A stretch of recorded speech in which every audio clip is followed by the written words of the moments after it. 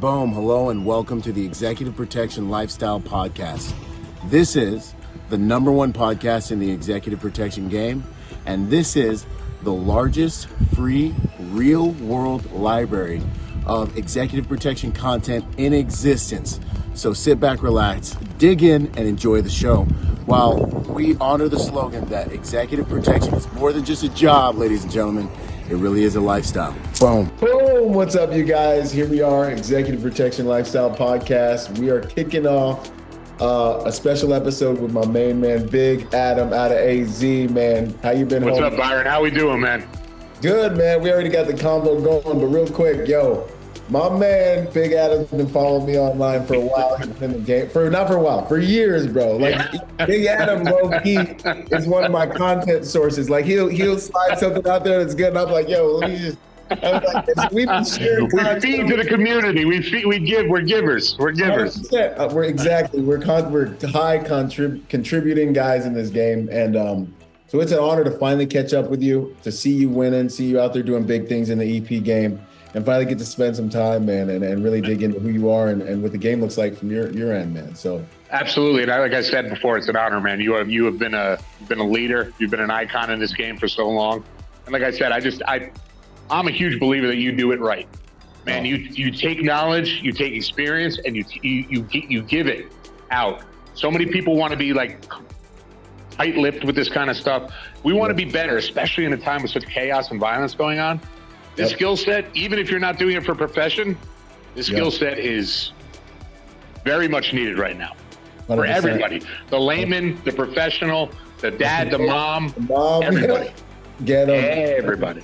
No, thank you for saying that, man. And I 100% couldn't agree more. That's why I started the Protector Nation, because I'm just like, yo, I don't know if you guys know what time it is right now. I don't know if you guys read a paper. And even the bad papers are telling you it's not good out there. Yeah, man. You know, like what's going on in culture, what could be coming, should be coming, probably is coming. The amount of people that are in the country that we are unaccounted for. Like America hasn't necessarily been like the most liked nation doing good things to people all over the world. Like not a lot of cheers for us at the Olympics this year. Yeah, bro. Exactly. Like we got a lot of enemies. And so what is forecasted to happen is some turbulence, man. So my mission is to multiply protectors in the world, professional protectors, civilian protectors, man. So it's an honor, dude, to hear that come back, that's recognized. So absolutely, man. It's community, baby. It's community. And it's I love it for what it's based on. Unfortunately, these days, it's more necessary than it needs to be. Yep. But you're right. The quiet chaos that's going on, and we're still worried about who's winning the football games on the weekend. It's kind of mind-blowing to me. Me too, my God. Like, I literally, like, I see so much stuff that people give their lives to, and I'm like, it's so irrelevant, bro. Yeah, 100%. Yeah, that guy's not paying your bills, and he's not going to show up to your house when everything goes sideways. When a Venezuelan gang shows up to your hotel room, he ain't coming to help. He ain't coming to help. I don't care. You know, when people ask me, like, what's your favorite? What about this and that? I'll watch some MMA because you don't have to follow it. You just show up. Right. You have a barbecue with your homies. You go home and get back to work, you know. And it's the purest form of sports. Two men enter, one man leaves. 100%. And that's what it is. And it's good stuff, man. So Big Adam, finally we got some FaceTime. Who's the man behind the work? Who are you at your core? Man, I'm a man who came up as a protector. I was an offensive lineman from the first grade. I was protecting the quarterback. I have 2 sisters, 1 brother, always super protective. And I was always a bigger than average person. Yeah. And when I was younger, actually my mom gave me a great line and it stuck with me forever. She said, "You'll always be big. You'll always be a tougher guy. Don't let that be who you are. Let that be an asset, but don't let it be who you are." And I learned real early that with skill sets, with size, with this kind of stuff, everybody thinks of it as a gift, and it is. But it's also responsibility. You know, it's one of those things that when we walk around, people look to us. When we enter a room, we're noticed. And I want to be a guy that comes in with kindness, warmth, but also that look in the eye of everybody should probably stay in line. And if everybody does, I'm the nicest guy in the world. But if you don't, I'm going to give you the side eye as kind of That's the end of that. Yep. That's enough. No, I love it. You said such good things, man. And it's something that it's really been like a guiding light for my life as well. Because like, for me, it's always been like, look, like I can get respect because I'm bigger and stronger and more dangerous than most humans, but that's not why I want it. It's like, it's like, it's like the hot chick. It's like, yeah, dudes might like you because you're beautiful, but at the end of the day, like they're not going to keep you because of that. Well, they might, but like, that's not what you want to be respected, right? That's not what you want to be respected. You won't be respected ultimately. And that's not what I raise my children. So a smart guy's not just looking at that, right? So in life, for me, being, not as big as you, but being a formidable human, I've always been like, okay, I have a physical capability, but what is my mental, emotional, and spiritual capability going to be able to do for people? Because I had to learn a lesson, the difference between strength and power, right? And so 100%. Well, that make the T-shirt, Byron. Make the T-shirt. Do it. It's selling out immediately. T-shirt. Yeah, man. So I love that you said that, man. And don't make an identity out of it, bro. Because everything's fleeting, man. Everything in this physical world is fleeting. So there's going to come a time when, for both of us, we're going to have to know who we are on deeper and more important levels than to be relying on our physical, and our absolutely eat off of what else we've done too. That's huge, man. That's wisdom. I hope you guys are listening to this, man. That's good. And the responsibility of it too is when minds that are being molded see a guy like you, do they see you as a protector? Do they see you as a threat? Do they see you as how do they see you treat other people?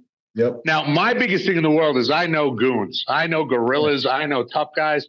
Yep. The one thing that keeps them in my tribe is their heart, their compassion, their ability. Because again, everybody can turn into a villain. They joke about the villain arc.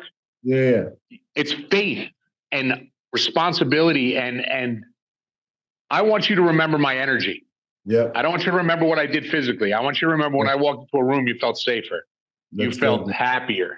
You felt like there was a group setting feeling where everybody was kind of on the same page. Yeah, man. No, that's what I want. We have such similar value, man. It makes perfect sense why we've been following each other for a minute. Facts. You were posting the stuff I was thinking. Yeah, same, dude. And I think the way I always approach that is, with masculinity, it's like, you have a responsibility. Why do we acquire power? Why do physical, mental, emotional, financial potency, all these different things that a man is tasked with acquiring so that you can provide and protect?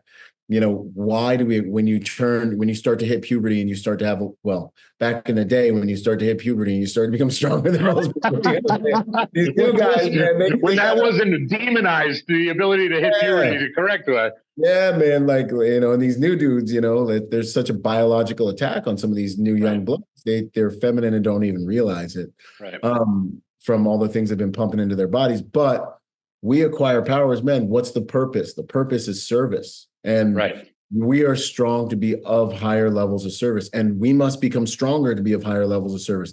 Because I tell you, on this planet, and this, it from being in the streets, and I know it from war, the strongest man generally wins, good or bad, homie. Good or the best warrior doesn't always win the battle. You know what I'm saying? It ain't like I think one of the biggest disservices Hollywood has done is just happy endings. No matter what's happening, it's a happy ending. Nah, bro, if I'm not better at violence and more effective than this other dude, he's going to choke me out and it's going to suck. And he's going to do what he wants afterwards. So we have a responsibility as good men to be formidable in service to the tribe and the innocent and the people that we want to protect, man. I love that. It's one of the things I say to my guys all the time. I want you to be so secure and so positive in your ability to be violent that you can work on your communication skills and all these other things. Listen, if it has to go to 0 to 10, I hope not. We're good. I live there. That's fine. That's my neighborhood. You want to come visit? That's fine. I feel home. I'm literally like, hello, darkness. No, darkness, my old friend. Like, why are your part of me that's going to be like, finally. Why are there pictures of your family hung up here? Because I live here, sir. Yeah, exactly. I love it. But again, that allows you to be compassionate, be kind, be caring. So it's amazing. Some of the stories that people will tell about me. Like when we talk about stuff, it's not the violent stories that they'll tell about. Like the young kids that think that that's cool, that's fine. But it'll be like the kid the kid that was lost that you helped out, or there was that one woman that did this. It's you are going to be remembered for your compassionate stories over your violent stories. 100%. And I think another huge piece of that is, I think there's a responsibility. I think the real epidemic we have in the world is weak men. There's an epidemic of weak men that have allowed things to go this way. There's an epidemic of weak men that aren't speaking up right now, that aren't standing against things right now. Like, the forefathers would have been burning things in the streets. They literally 100% couldn't even let this get this crazy. And thank God for them. Off, just like, all right, let's go. Yeah, this would have been a big problem already. But, we as men, it's like you gain strength, gain capabilities, gain these things so that you can, because like you meet a real guy like me or you, right? Like we're in the same room. We're going to be the most nice, respectful, loving. Yes, ma'am. Yes, sir. Yeah, absolutely. Yeah, I'm like the worst gym bro ever. I walk in the gym. I'm like, what's up, guys? Boom. I'm dapping everybody. I'm being respectful. Half of them are too insecure to look at me in the eyes. Right. I'm like walking around like just can't look at me because they just can't do it. And I'm like, yo, what's up, man? Good to see you. Good to see you here again. And I'm spreading that because I know who I am and I'm totally comfortable. And if someone gets weird, then I'm still nice because I still know. 100%. I'll tap dance on your last with this smile on my face. But again, the most important thing, and that's what I'm big on is, who's paying attention to you being cool and you being nice and watching the other weaker guys have to flex up are the kids. The kids are seeing that man right there. He's exuding confidence. He's exuding positivity. He's nice to everybody. And he could wipe this whole room out if he needed to. If he wanted to. Exactly. If somebody takes his water bottle, we're all in a lot of trouble. Yeah, bro. Like if someone takes his plate rack and someone rolls up on his Smith machine. But I love that. That's real masculinity, you guys. Right. The killers that I've met, the dudes that have done that stack bodies overseas and all that, they're the most relaxed, chill guys. You bump into them in Home Depot. You would have no idea who the heck they are. And they'll apologize before you will. Because they don't want... You don't know what you just bumped into. I'm going to give you the grain of salt of like, you don't know. 100%, bro. Because for a few reasons. One, they know who they are. They know what they're capable of. That's mature masculinity. It's all the young guys that usually are trying to figure things out. But also, we have a value system. I was literally talking to myself about this yesterday. We have a value system, and then we're going to talk about some EP stuff, but this is good stuff.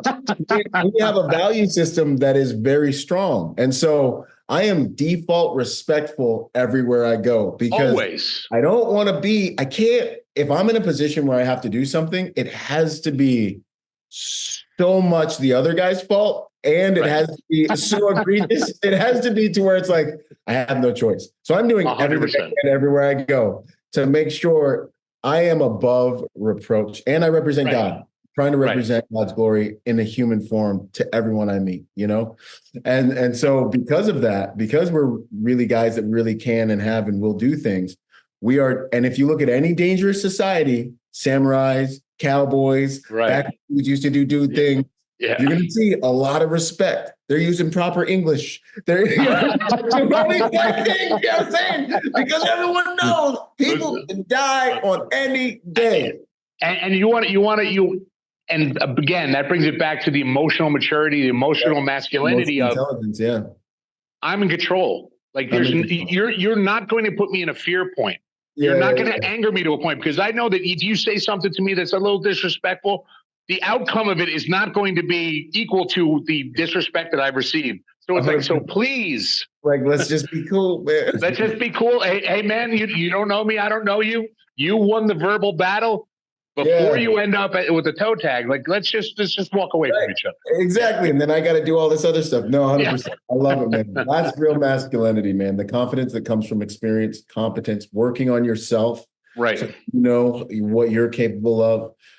This is the good stuff, man. And it's an energy. I love it, man. Yo, all right. So, like, take me back, Big Adam. How did you get in the game? How long you been doing the stuff? All this, man. So I'm like a 20+ year guy. I started running bars, security at bars in Boston when I was going to school up there. Thank you. Real quick. Yeah. Y'all, this is one of the best educations and protection you can get. I wish more of you EP agents out there actually had to do some like bouncing or some real security before we got like the clean, pretty EP jobs, because you're going to learn, you're going to have to go hands-on frequently on any given night, and you can get killed doing this work. So like it's high risk and you're dealing with intoxicated people. And so you actually have to learn security when you're in the bars and nightclubs, bro. It's like not a joke. Yeah. You know, and then fly on the private jets and eat the crumpets and all this. Get to see the concerts up close. Yeah. So I ran a couple bars up in Boston where I went to school, played some college football up there. Came back down to North Jersey where I'm from, ran a couple clubs in New York and New Jersey, right on the border up there. And it's a skill set, man. You learn a lot. You learn a lot about yourself. You learn a lot about other people. But most importantly, especially for the EP side of it, situational awareness. Physical stance, watching people. Like, here's the thing is, if you square up with somebody in a bar and they got cauliflower ear, understand that guy is not new to this. Yeah. He got some mouthpiece at home, bro. That guy doesn't have a mouthpiece in his pocket, bro. You have a long day coming. He's going to pop the little things on. Now you're wrestling. Right. But it also taught me liability. It taught me self-respect, self-control, and a skill set of running into people. Like, again, you have to understand where you are. You're at a bar. People are drinking. Now, why are they there? Are they there to have a good time? Most people are there to have a good time, meet a girl, do this, do that. So if you run into somebody that's a problem, it's one of two things. Either there's something going on in their life or they overdid it. Mm-hmm. If they overdid it, you're not drunk at a library, you're drunk at a bar. It's understandable.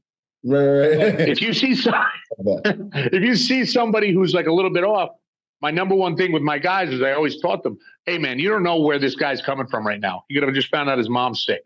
His girlfriend could have just broke up with him.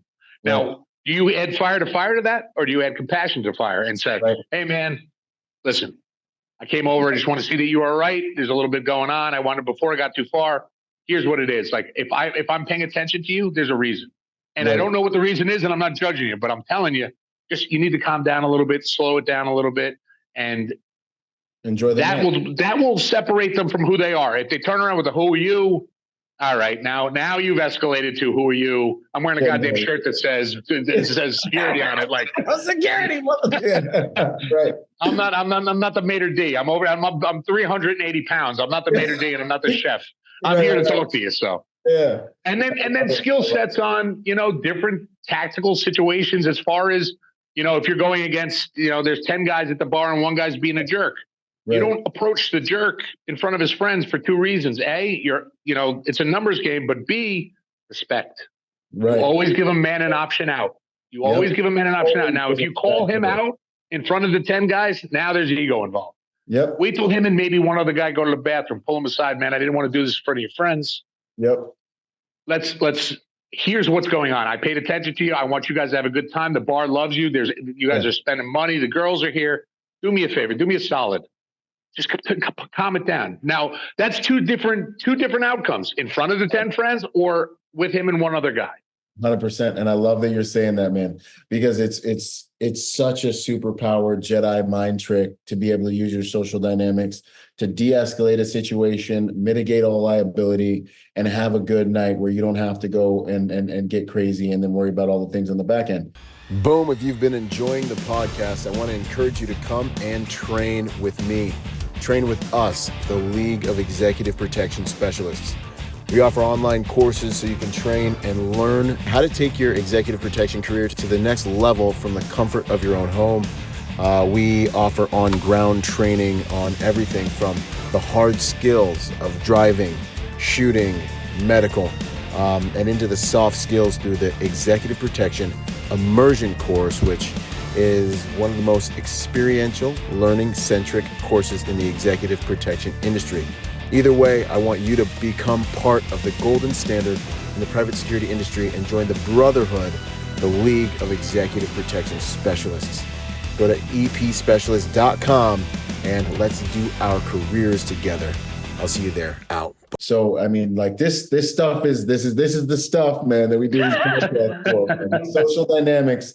I've done a million cool classes, trained, whatever. And in our online course, I'm always like, so what was your favorite course? Part of the course, I'm always asking the students. And they're always like, the social dynamics, man. And I'm like, man, I want to be like my principal, surveillance protection. They're like, nah, bro. Social dynamics is what gets me this job and has kept me in the game 100%. So but it's also the most across the board teachable thing to people, because people are in social interactions and stuff like that. When I deal with, I'll deal with, because whether it's EP or bar security, when you hire guys and they'll say, like, I have a military background or a police background or this, or I just, whatever. Military and police background guys, you're used to having backup, technology, 40 guys showing up in a minute. When you're in the South Bronx and you're out in the street with 3 drunk guys, you can't call in an aerial strike. Like, you are by yourself. Like, you are going to find out who you are. Yep, you're going to find out who you are. Real quick. You can't badge your way out of anything. You don't have the moral high ground. Like this. It's just you, bro. It's just you, and it's the communication you have. It's your energy, your stance, and there's nothing scarier than being up against 3 guys and them go, all right, who's going first? Yeah. Because they know that guy's willing to go. Yep, and that's the little social things that we learn throughout doing that. And again, the secondary part of it, and this is the more corporate side, is the liability. Think about the liability. You hurt somebody in court, none of this matters. But secondarily, as far as the club goes, think about it. Big fight breaks out. You drag a bunch of people out. A couple of people leave. Who's the first group to leave? The people with the money, because they don't want to be around that stuff. They're spending a lot of money. They don't want to be in a blood and guts bar. Right. So now you cost the bar money. Now the good people leave. Now they hear it's a fight club. Who shows up? The guys who want to fight. All the time. For the next. Every time. Yeah, 100%. Every time. I really think that there's like a group chat that they have, like, oh, they're swinging over at so-and-so's. Meet you over there. They got good hot wings too. So we'll be there in 20 minutes. If you don't catch a blade or a pencil in your ear from the guy, because combat is expensive and the best dudes don't always win, bro. Like, no, you're over the back of the head. Yeah, you can knock 3 guys out and then you're celebrating a little bit and then you get a stool in the ear. And then by the way, you pissed them off because there's 3 guys down now, and now you're unconscious. They're not going to make sure you're okay. They're gonna clean the shoes off on your head. Yeah, man. No, that's so man. So no, I love that you're saying that. And even the thing that people say a lot that you mentioned, the situational awareness you learn from working in that environment, where to stand, how to stand, and what to pay attention to. Because like you bounce long enough, it's literally like.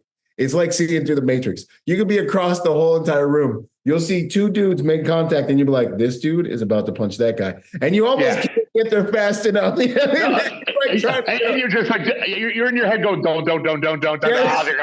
Yeah, here we go. Yep. But that is such a skill for life, because when you're moving through the world or when you're moving with a client, that edge keeps you ahead of the ding. That keeps you left of bang 99% of the time. 100%. And it's all prep game. It's all reading the crowd. It's all, and that's the thing is as far as going to EP, the thing I had to unteach myself is when you're in a bar, you're responsible for the whole location. So everything that happens is on you. You're gone. You're at it. Now, doing that for 5 or 6 years at a high level with places that were not nice.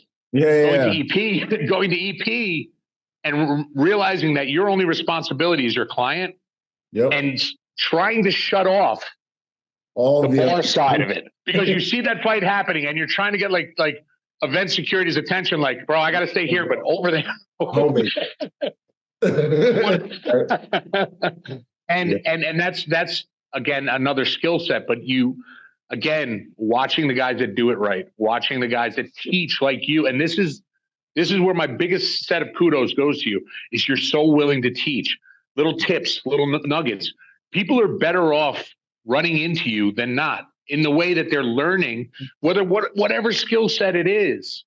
They're gaining information.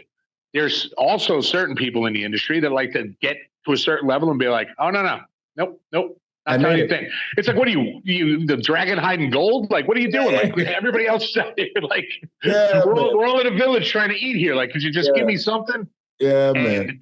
And that's the important part. And I think, especially now with the way things are, we really got to come together. And there's so much on the other side, and they don't have rules. They don't follow guidelines. They don't have a level of right and wrong. And by the way, they're funded out the rear end by people because, again, a lot of the money comes from that side. They got the money doing those certain things. Right. So our greatest value is our faith. Our greatest value is our community. Our greatest value is what we can give. And I do believe, like I said, I believe that God gave me a purpose, and my purpose was to be a protector. And that's a responsibility. And the responsibility I owe to him is to get this done at the highest level, to teach below me, to do my job at the highest level, and to again feel like you were given a gift to make it. The greatest gift back to him is doing it at the highest level.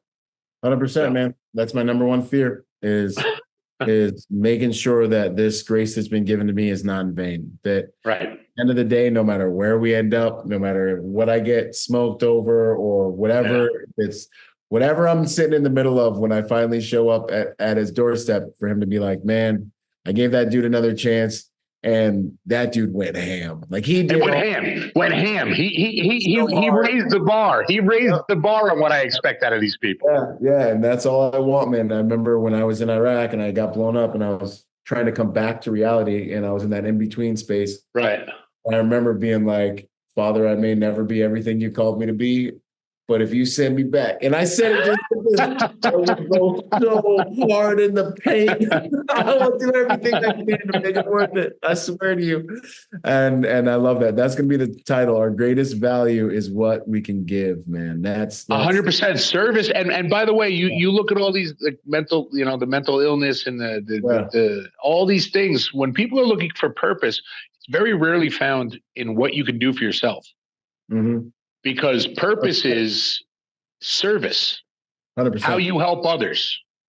And that's 100%. What makes you the person you need to be. And again, that's why we were sent down here, was to honor him and to serve each other. Yeah, man. Plain and simple. Like that's basically it. Don't do harm. Don't do all these kind of things. Honor him. And you honor him by honoring his children. And as protectors, that's exactly what we're doing. 100%. And setting up a standard against evil and evil men. Making it 100%, hard. putting the fear back into the people who live off of it. 100%. I love that. Heck yeah. What would you say? You said you were 20 years in this game, bro. Yes, sir. What type of client demographic are you working right now? So I initially started with high-end finance, a lot of CEOs, stuff like that, because I was in North Jersey, so we were 10 minutes from New York City. So our side of the river is where the CEO of NBC is, the CEO of ESPN is, all these people. So I started doing personal, private stuff for them, family events, taking their wives into town and stuff like that. And again, it was back when it was super quiet. Okay, you were a driver. Driver. I'm going to go in to see. I'm here to pick them up.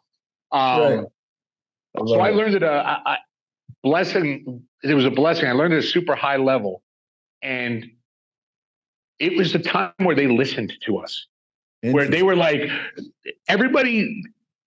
If you reach that high of a level, you know how to delegate. So this guy's in charge of setting this up. This guy's, hey, Adam, you're in charge of security. Whatever you say that we need to do, have to do, and when we're going to do it, if it's a security-based thing, I'm going to take your word for it. That's beautiful. It's kind of shifted now to people who it's hit or miss with that one these days. Making a ton of money for I'm not sure what, and then they're going to guide you on what you're supposed to be doing. Right. Yeah, it's been a big change. Right now, I have a couple athletes, a couple artists, and stuff like that. Yeah. The big thing out in Arizona is transitioning people from California to Arizona, setting up their house security. And again, they still have that feeling of animosity from Arizona that everything's from California, that everything's kind of violent.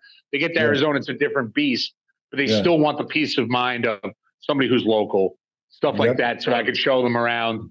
Yeah.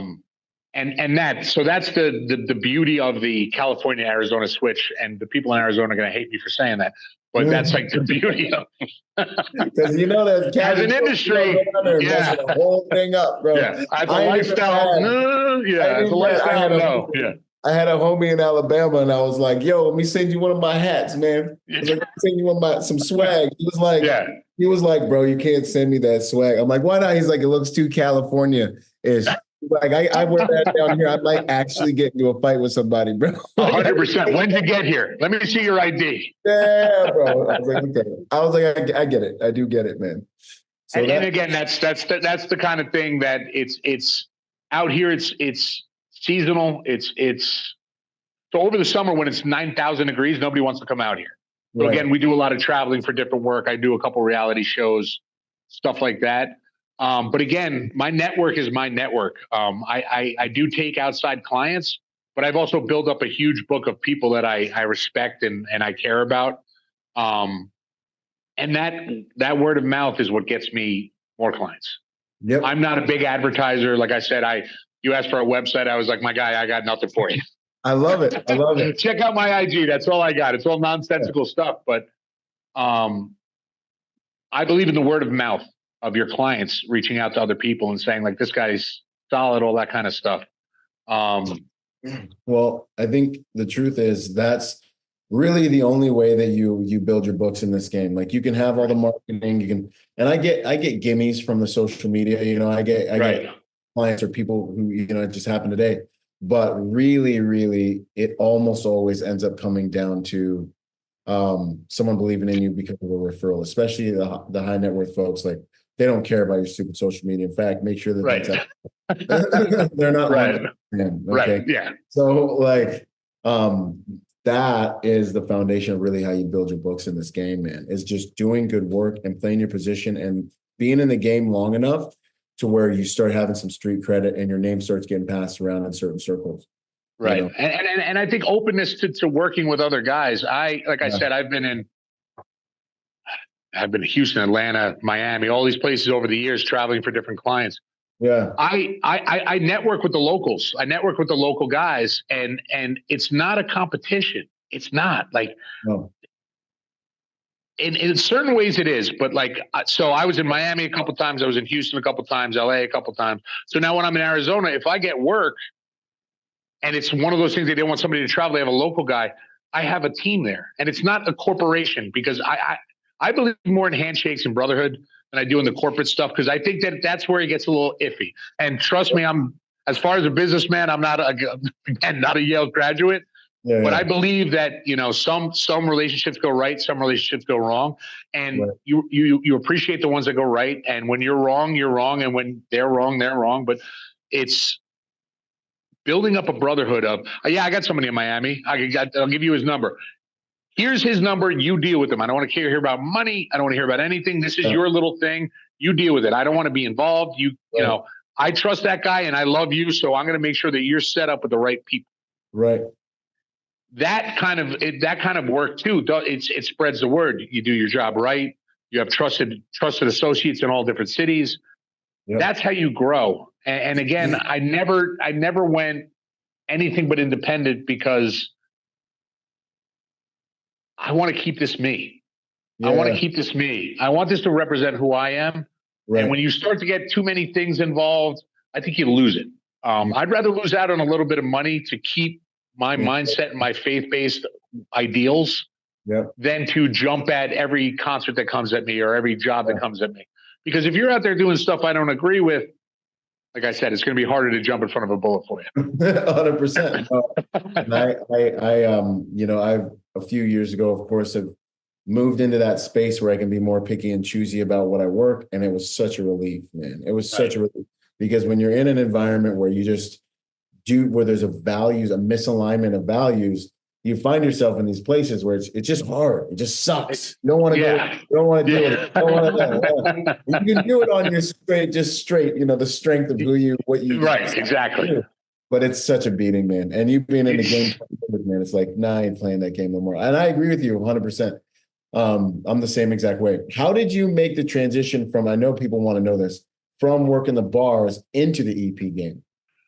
So big thing for me was running the New York City clubs. There's a lot of celebrities in there. I was also a trainer during the day, as you could tell by my stunning physique. I'm a power lifter. I have no stunning physique. But so I had a couple people that were in the club saying like, "Hey, listen, do you do any side work?" And I did. So I got into it that way real slow. And then as I got bigger and started getting schooling in, I started working with other groups of guys. And so I'm going to break everybody's heart here.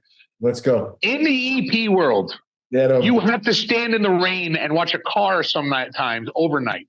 You're not immediately going to the VIP section. You will be standing in the rain watching a car. You will be watching an exit door for 12 hours and nobody's going to check on you. Pay your dues. Pay them. And by the way, if you have a work ethic and this is your purpose, when you know your why, your how is manageable. 100%. Let's go. But you can't do one or two jobs and then open up a company and then you want to be doing it's you're not learning the skill sets. You're not learning the skill sets. You're not, if you're not willing to get wet pants and a wet shirt and stand out in the cold for 12 hours watching a car that's not yours. You're not invested. Go do something else because that's how it starts. I spent 2 or 3 years checking garages because my client had 2 or 3 cars in the garage. Going to fetch Chinese food at 3:00 in the morning. It's not all concerts and red carpets. If you believe in what you do, the value of both is the same. Getting Chinese food at 3:00 in the morning or doing security at the VMAs because your purpose is protection. 100%. And if your client's at home or in a safe space that you in the hotel room, whatever it is, while you go get that Chinese food, or for me, going downtown Jaffa to get clients type of nuts at 1:30 a.m. after a 12-hour day. You know what I'm saying? You know what I would really like? I would like some nuts. Jaffa has the best nuts. And I'm like, are they still open? He's like, yeah, they're still open. You know, they're like literally one step up from Dave Chappelle's let me go get me some Cambodian breast milk from Dave. Like one step up. Only the best. Only the best. Experienced that Dave Chappelle skit with Rick James. It's perfect. My life for 7 years, and I was Charlie Murphy, real time. You know, and it's what it is. It's again, but I think that comes from again the lack of brotherhood. Like older guys having the ability to tell the younger guys because everybody's so to themselves. That's why again, respect to you because you try to bring people together. But so to themselves that they don't have the guidance of, hey, guys, first 5 years of this, it's like everything else, it's going to suck. Your first 5 years of being a doctor with residency, it's going to suck. You're going to learn who you are, skill sets, and stuff you didn't know from people that's not in the books in those 5 years. And if you get elevated too quickly, the probability that you're going to make crucial mistakes and lose everything is so much higher. Like, Father, prosper me as my soul prospers. Like, it's a real thing. Like, if you grow too fast, you'll find your gift will take you to a place where your skill sets and your character can't keep you. You know what I'm saying? That is a huge thing in this game too, because you'll be in rooms and you will not know how to manage things. That's one of the reasons why we do in the immersion training. I run these dudes through like 4 or 5 different EP details and stress them out constantly. So that by the time they come out, they're like, and one of my boys went straight from that course, straight on to a diplomatic detail solo on the road for his first detail right after the course. So now he's got the whole Godspeed, son. Godspeed. Yeah, but he's also probably not going to see what you put him through. That the chances of that situation happening are very slim, but he's got the skill set for it. Exactly. And I just got done training him for 20 days between Arizona and LA. And I was able to look at him and be like, yo, homie, you're ready for this. You got my number. Call me. You're going to have questions when you get to it. But I can tell you can run this. And he ran it and he crushed it. And they wanted him back. And the other dudes on the detail hadn't been schooled. And they were like, yo, can we just get this guy back real quick? It's my boy. And he was like, man, what you sent me through really honestly prepared me better than anything I could have imagined. But I say that to say, you guys that want to grow up in this game really quick, you guys don't realize how good you have it when you're number 3, number 2. Like Halls and Walls may not be interesting, but like you think being next to the client is the game.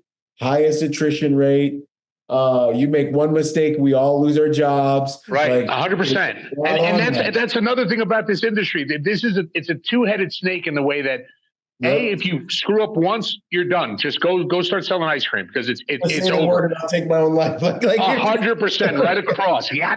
Say the word and I'll take my own life. Yeah. And the other side of it is, if you're really good at your job, because I run into this a lot, if you're really good at your job, they don't need you anymore because they think that there's nothing going on. Yep. So, but I'd rather have that issue. I'd rather have the issue where the guy thinks that he's fine than the other way. Because again, ego will get you the first class ticket out of this job. Yeah. Because you screw up once, if you can make it back, you're never going to make it back to the same level. It's just not going to happen. It's just not going to happen. No, it's like flying a fighter jet, man. Everything's moving fast and you cannot make mistakes. That client's sitting on the tarmac because of you. A bag gets lost because of you. You balk at the wrong person trying to get in the green room. Like there's a lot going on. So you need a maturation process to develop to that level. So you don't send rounds that in the wrong places. 100%, man. No, I love that. And learning something as simple as somebody trying to come into a green room, like your example, and being like, listen, real quick, my job is to make sure everybody's good here. If this person means something to you, me doing this to you should be okay. So who are you? Do you have this, instead of being like just grabbing a guy by the throat and throwing him out, because then there's no coming back from that. It's the maturity of, hey, listen, I have a job to do and we're going to do it nice and easy. You just need to know who you are. If this person means something to you, I'm here to protect them. So you should care about that. Let's go through the steps. 100%. And that's training. That's training. Yeah, 100%. And experience. That's experience training, man. No, I love that. Good to go. What would you say is the hardest lesson you've learned in this game? Hardest lesson I've learned. I'm going to go with, you're going to work with a lot of people that don't have the same, again, it's going to be that there's people in this for profit, there's people in this for fame, and there's people in here for purpose. Yeah. Trying to explain the way you do things to somebody who's in it for fame, it's not going to work. So trying to talk to somebody who's in it for profit, it's not going to work either. They'll reject you.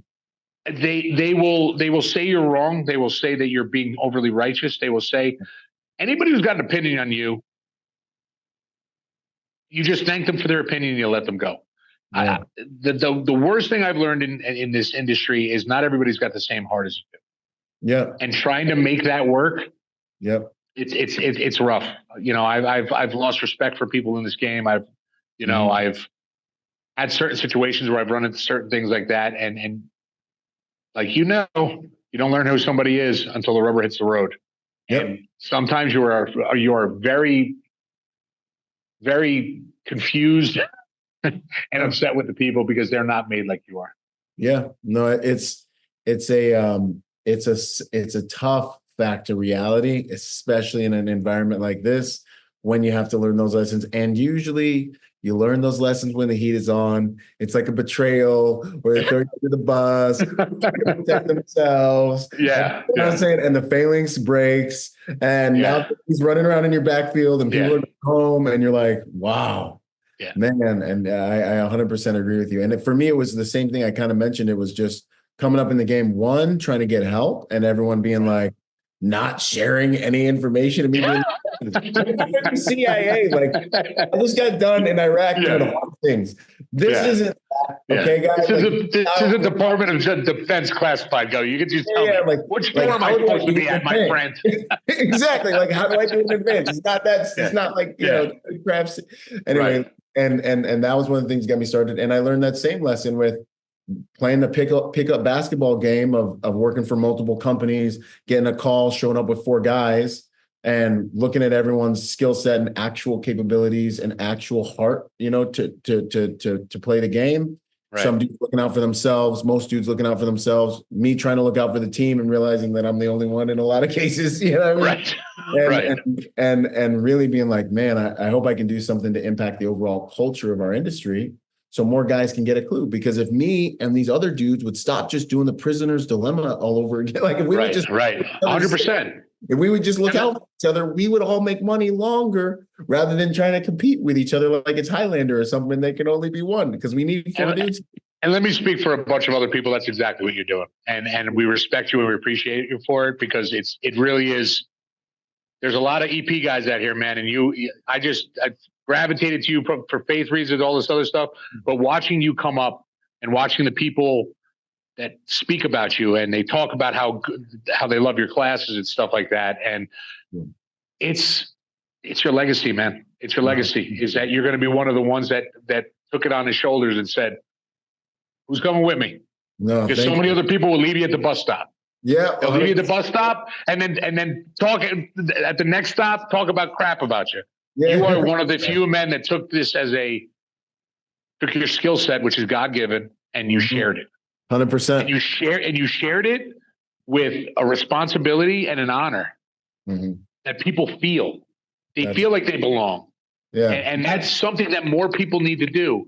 It's I don't know, man. We need to come together as a community, and you are one of the guys that you can point to and say, it works. It works. See what's going on. See the talented guys coming out from below. Everything he's doing, all the symposiums and stuff like that. You look at the people that you're bringing into your symposium. I got to tell you, if there's not a Hall of Fame for EP guys, I don't know what is, because I'm talking every single one I look at.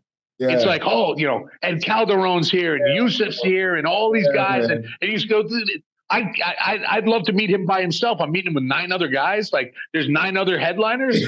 Right. Yeah. That stuff is so cool. God is good. Yeah. And then for them to sign on and be willing to work with me, man, it means a whole lot, man. But that's you. And that's, let me again, take the mic for a moment. That's you and what you've done and what you've created. And you need to take a minute and think to yourself, like, good for you, bro.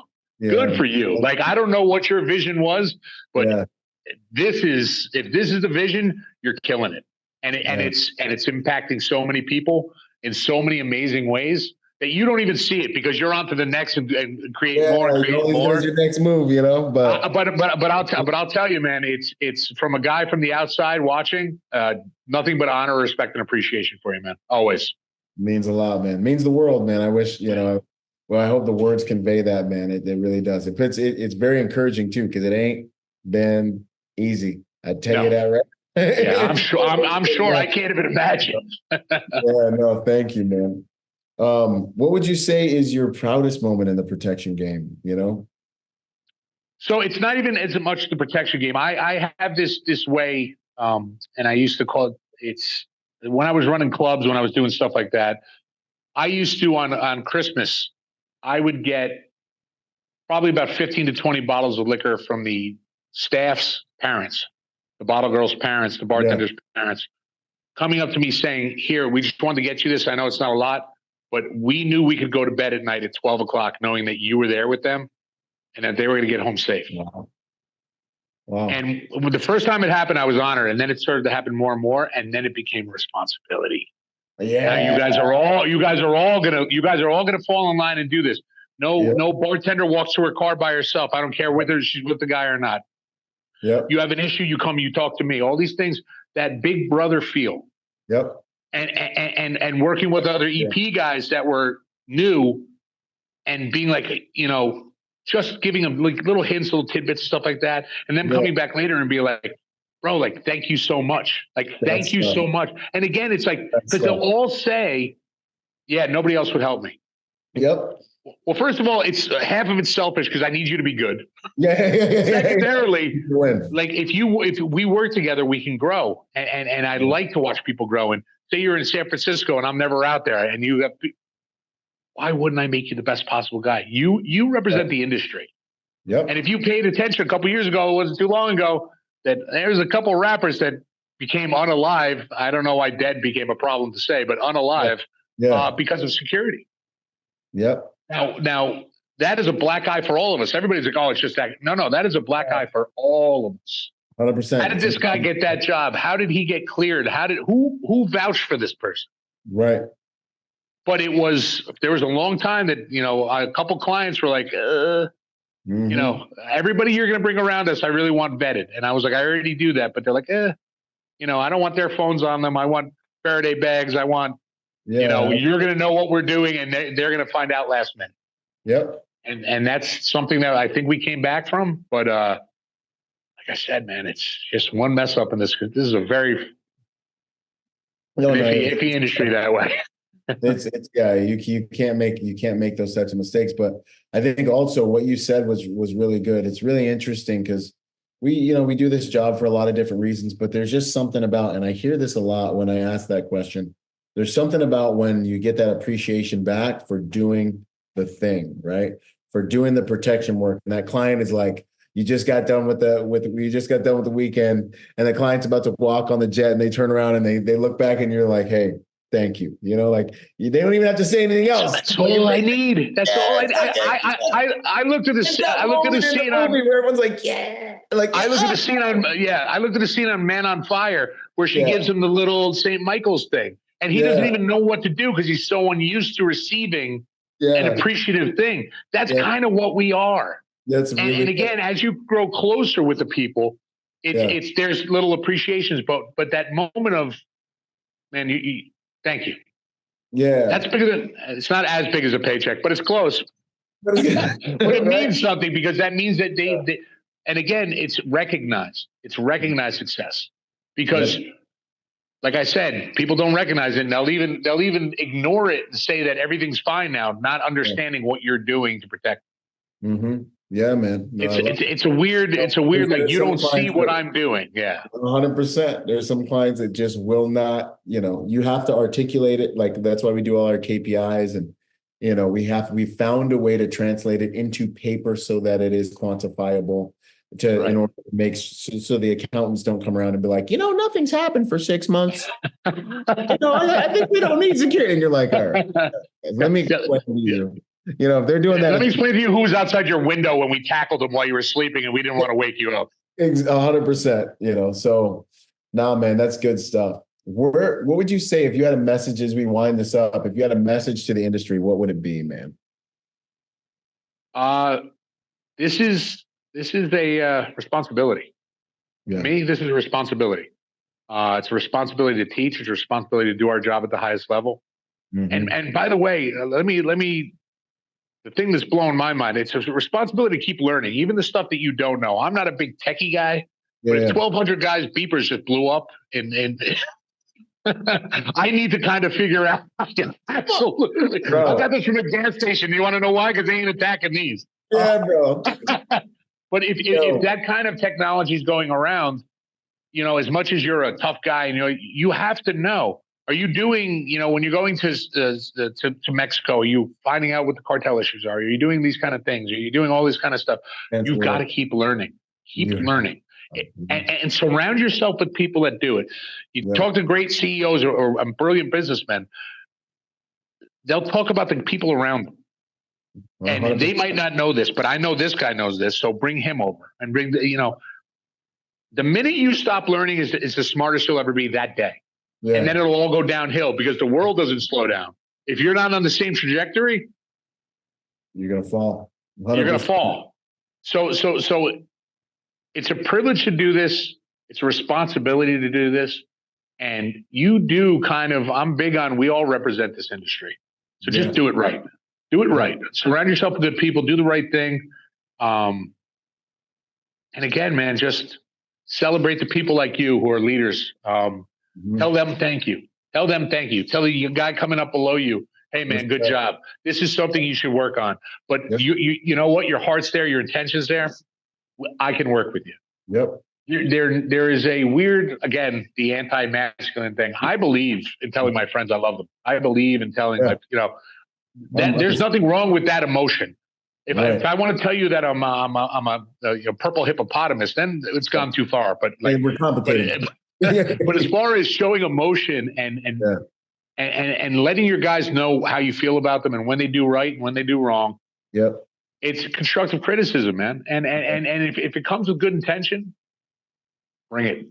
100%. Bring it every day.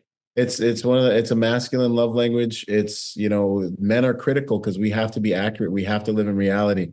We don't get to have any kind of delusion. No, bro, you swung the hammer wrong. You need to get it right. You're swinging it a lot, and you're going to get it. We don't get that. And so being able to accept that more fatherly, critical form of love, I think, is something that this generation is really struggling with because of the way fathers have been demonized and have gone missing.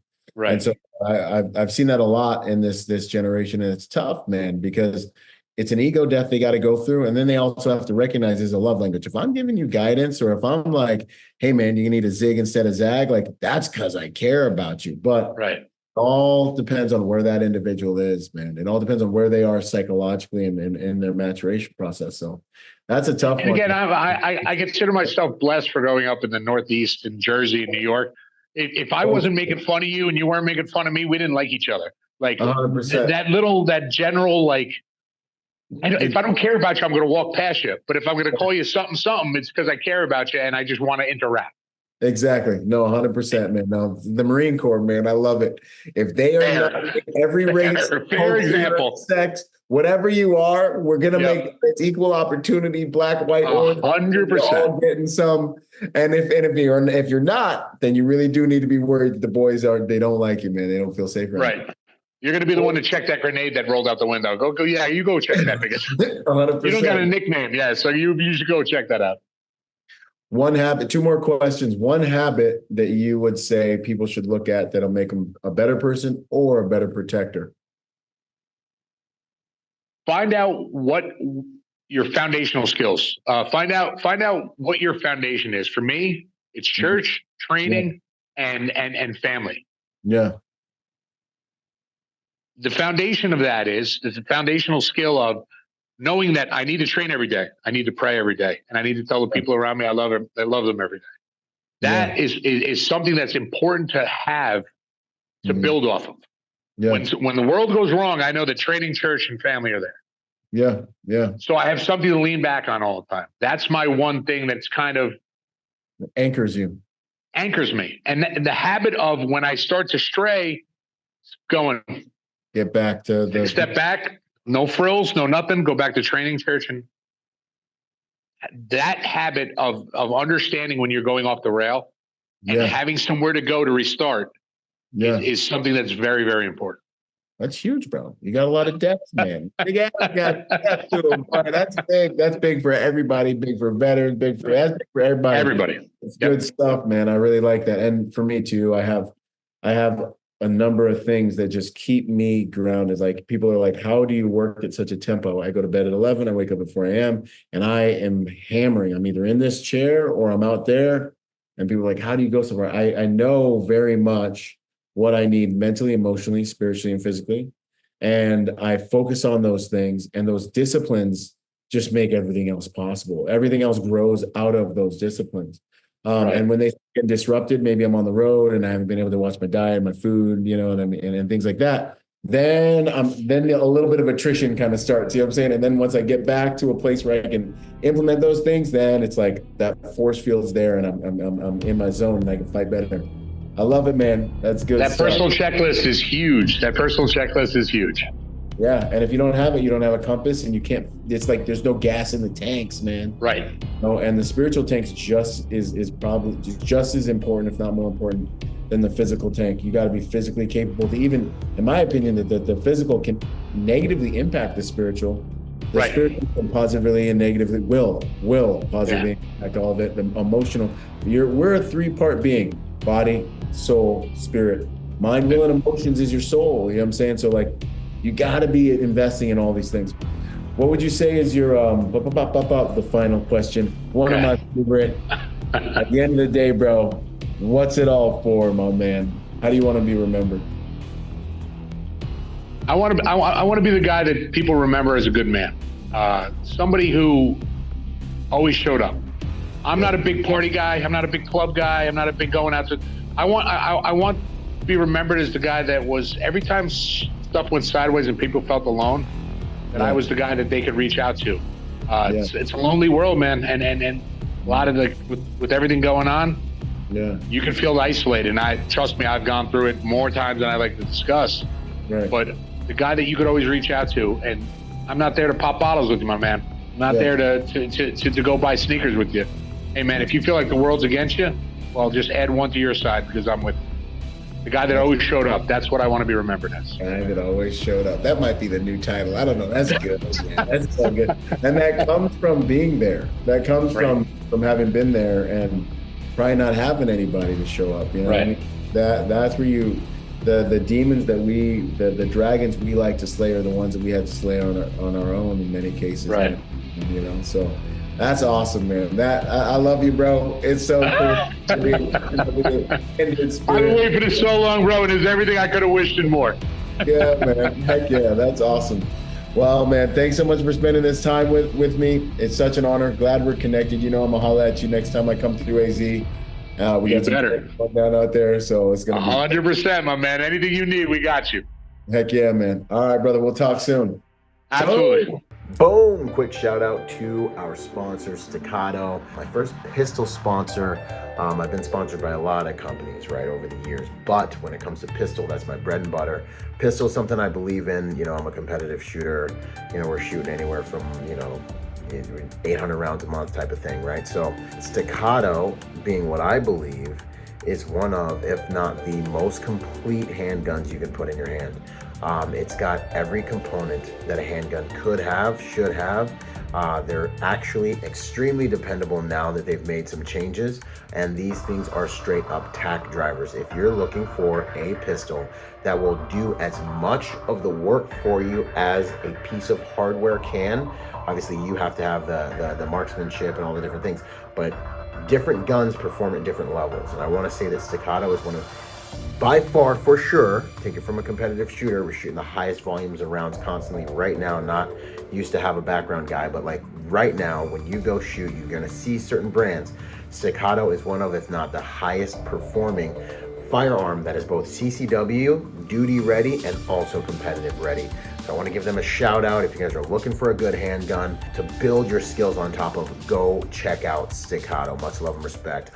Boom, when it comes to the technology you use to protect your home, there's nothing better than Deep Sentinel. AI-driven, human-monitored technology that will keep you and your family safe for the same price you're paying for whatever Ring doorbell system you have. Check out Deep Sentinel. It's such an honor to join forces with these guys. They should be in every single house in the world. Get real-time Overwatch for you and your loved one. And for 10% off, depending on when you're watching this, don't forget to use code Byron at checkout.